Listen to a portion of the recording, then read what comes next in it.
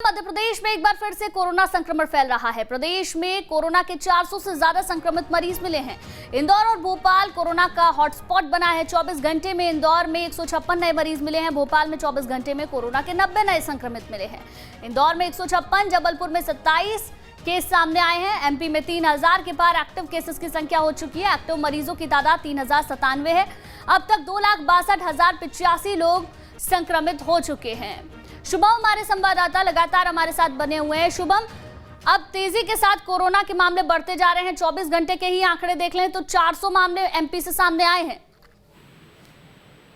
देखिए, बिल्कुल ठीक कहा आपने कि हाल ही में मामले कम होने लगे थे, मगर अब उसके बाद देखिए कि एक बार फिर से कोरोना के मामले बढ़ना शुरू हो गए हैं।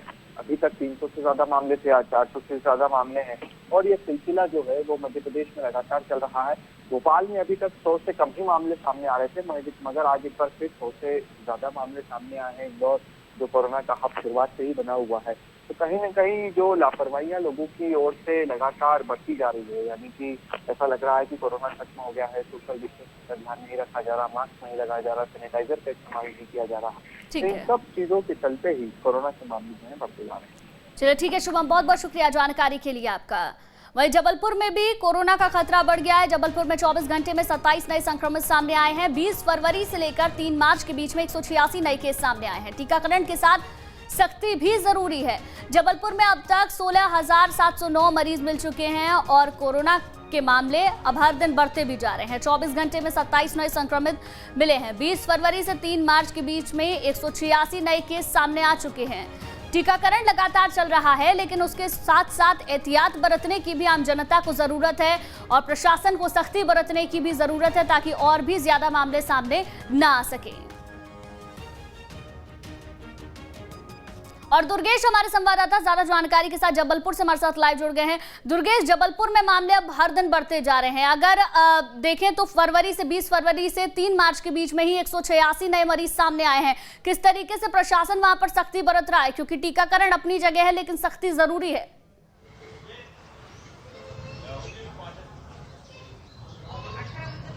बिल्कुल गुंजन, ये बात हमें भूलनी नहीं चाहिए कि जबलपुर ही वो शहर था जहां मध्य प्रदेश में सबसे पहला कोरोना पॉजिटिव मरीज मिला था। उसके बाद स्थितियां थोड़ी सी बनी, फिर बिगड़ी, फिर इतनी बिगड़ी कि एक से एक दिन में 250 से 300 मरीज आने लगे थे। लेकिन फिर बीच में जब अनलॉक हुआ, अनलॉक के बाद जब अभी तकरीबन हमें 1 से 2 महीने की बात करें तो आंकड़ों में कुछ कमी आई थी। लेकिन तकरीबन पिछले 15 दिनों की हम बात करें तो आंकड़ों में अचानक इजाफा दर्ज किया जा रहा है। रोज 20, 22, 18, 15 इस तरह के मामले सामने आ रहे हैं और कल तो बीती 24 घंटे की जो रिपोर्ट आई थी 987 सैंपल्स की, उसमें से 27 लोग जो है कोरोना के नए संक्रमित मरीज मिले हैं। तो साफ है कि ये जो आंकड़े हैं वो चिंता जाहिर करने वाले हैं और आगे के लिए सतर्क रहने के लिए एक तरीके से ये बता रहे हैं, क्योंकि जिस तरीके से आसपास के राज्यों की हम बात करें, महाराष्ट्र में लगातार मरीजों की संख्या में इजाफा हुआ है, राजस्थान में इजाफा हुआ और वहां से आने वाले लोग, देखिए महाराष्ट्र का असर मध्य प्रदेश में जरूर पड़ता है, क्योंकि जबलपुर समेत पूरे महाकौशल के जो लोग हैं वो अधिकांश लोग इलाज के लिए अधिकांश लोग नागपुर की ओर जाते हैं। तो नागपुर से जो लोग जबलपुर की तरफ आए हैं, जबलपुर के आसपास के जिलों में आए हैं, वो कहीं ना कहीं संक्रमित पाए गए हैं। बीच में भी एक आंकड़ा आया था कि जब एक दिन में 22 नए संक्रमित मरीज मिले थे, उसमें 1 दर्जन से ज्यादा ऐसे लोग थे जिनकी ट्रैवल हिस्ट्री नागपुर की थी। तो ये दर्शाता है कि महाराष्ट्र का असर मध्य प्रदेश में देखने को मिल रहा है। अब हमें सतर्कता कितनी जरूरत है इस बात का साफ ध्यान रखना चाहिए। देखिए, वैक्सीनेशन भले ही शुरू हो चुका है, लोगों को वैक्सीनेशन लगना भी जारी हो गया है। प्रशासन का ये कोशिश है कि जो टारगेट रखा जाता है हर दिन में वो टारगेट को चेस करे, लेकिन इसके साथ साथ हमें सतर्कता भी बरतने की जरूरत है और सबसे बड़ी बात जागरूकता की जरूरत है। देखिए गुंजन, ये जो आंकड़े निकलकर सामने आए हैं ये वो आंकड़े हैं जिनमें लोग खुद जागरूक होकर कोरोना का सैंपल देकर आए या उन्हें ऐसा लगा कि मुझ में लक्षण है तो मुझे कोरोना का सैंपल दे आना चाहिए। लेकिन ऐसे बहुत सारे लोग हैं जिन्हें सर्दी जुकाम बुखार है, उनमें सिम्टम्स हैं, लेकिन वो कोरोना का टेस्ट नहीं करा रहे हैं और ऐसे लोग समाज और अपने परिवार के लिए घातक सिद्ध हो सकते हैं। और ऐसे लोगों के लिए एक बार फिर प्रशासन को चाहिए कि ऐसे लोगों को पकड़ने के लिए, ऐसे लोगों का सैंपल लेने के लिए एक बार फिर सर्वे अभियान चलाए, टेस्टिंग की संख्या बढ़ाए, क्योंकि देखिए अभी जो टेस्टिंग हो रही है कोरोना की वो एक तरीके से भगवान भरोसे हो रही है। जिन लोगों को कराना है वो कराएं, जिनको नहीं कराना है वो नहीं कराएं। यदि एक परिवार में एक व्यक्ति संक्रमित निकल आता है तो फिर उसके पूरे परिवार का सैंपल अब नहीं लिया जा रहा है जैसे पहले लिया जाता था।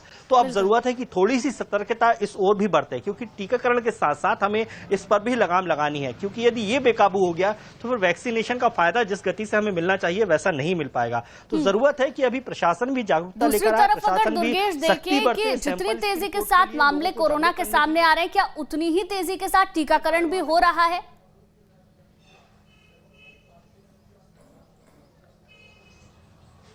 बिल्कुल गुंजन, देखिए यदि हम आंकड़ों की दृष्टि से डालें तो उतनी तेज गति से टीकाकरण नहीं हुआ है। देखिए स्वास्थ्य वर्क की हम बात करें तो लगभग 24,000 स्वास्थ्य वर्क हेल्थ वर्कर थे जिनको टीका लगना था, लेकिन महज 17,000 लोगों ने ही लगवाया। यदि हम फ्रंट लाइनर वर्कर की बात करें तो उनकी में उसमें भी वो आंकड़ा हम नहीं छू पाए जितनी जरूरत थी। अब आम लोग कितने जागरूक होंगे, कितनी गति से वैक्सीनेशन लगाते हैं, ये अभी आंकड़े आना बाकी है। लेकिन रोजाना की तरह जिस तरीके से वैक्सीनेशन के आंकड़े आ रहे हैं उसमें यह देखने को मिल रहा है कि अभी भी लोगों में उतनी ज्यादा जागरूकता नहीं आई है, या लोग वेट एंड वॉच की स्थिति में ज्यादा नजर आ रहे हैं कि हम देखेंगे। ये लोगों को भी समझने की जरूरत है कि कोरोना का जो खतरा अभी तक हम सबके सर पर था वो खत्म नहीं हुआ है। बेशक टीकाकरण की प्रक्रिया शुरू हो गई है, कुछ लोग तो आगे आकर टीका भी नहीं लगवा रहे हैं, जो कि कहीं ना कहीं आगे आने वाले वक्त में परेशानी खड़ी कर सकता है। बहुत बहुत शुक्रिया दुर्गेश जानकारी के लिए।